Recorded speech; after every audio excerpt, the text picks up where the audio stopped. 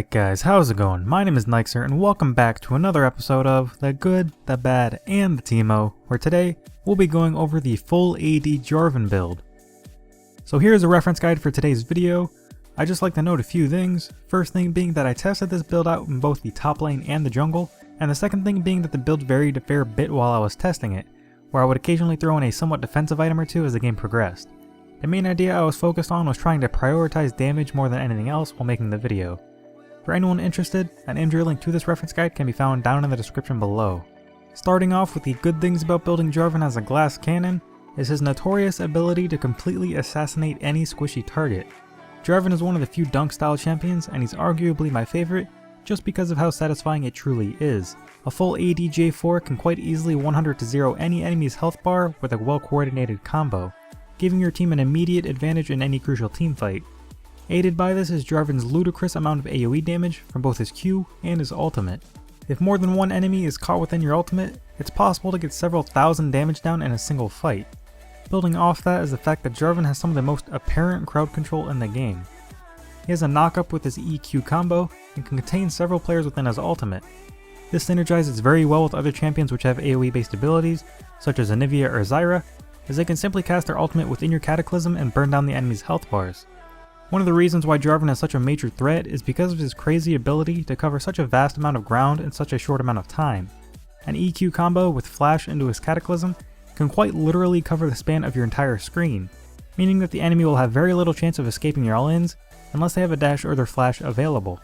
If that wasn't already enough, J4 is also a very safe champion to farm in lane with, simply by using his Q to farm. Because of his mobility and his long range farming ability, it's almost impossible to get caught out by a gank unless you've made a very major mistake.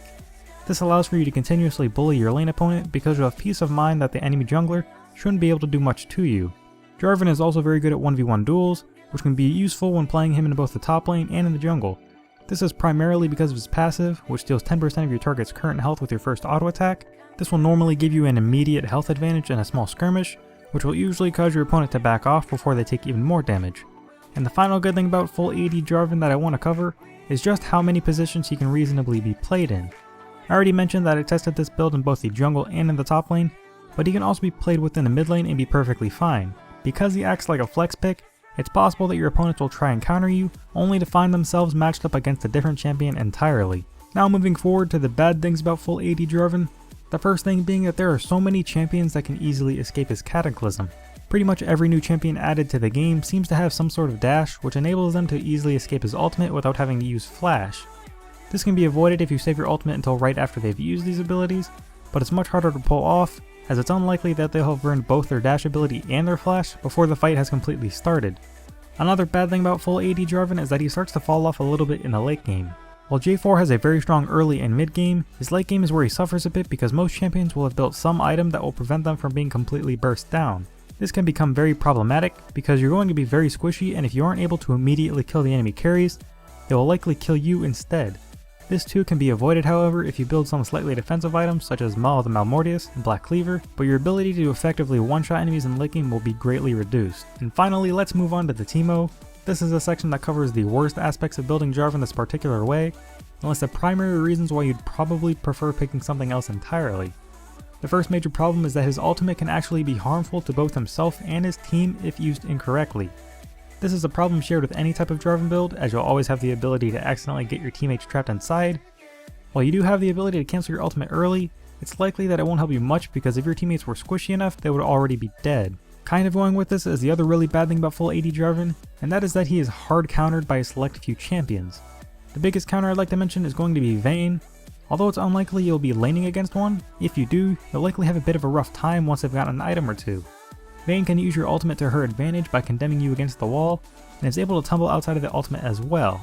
She's also capable of avoiding most of Jarvan's crowd control altogether by tumbling out of the way from your EQ combo. Even though you may not ever come across a specific matchup, I'd still avoid ever picking him into her for these exact reasons. But that's all I have regarding building J4 as a glass cannon.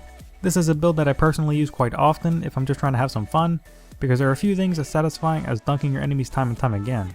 I still prefer to go for his more standard bruiser build when actually trying to be as effective as I can, but I can reasonably consider this to be a fairly viable build considering if you're able to build up an early lead in that. Feel free to leave a like if you did enjoy the video, and subscribe if you are new around here and would like to see more.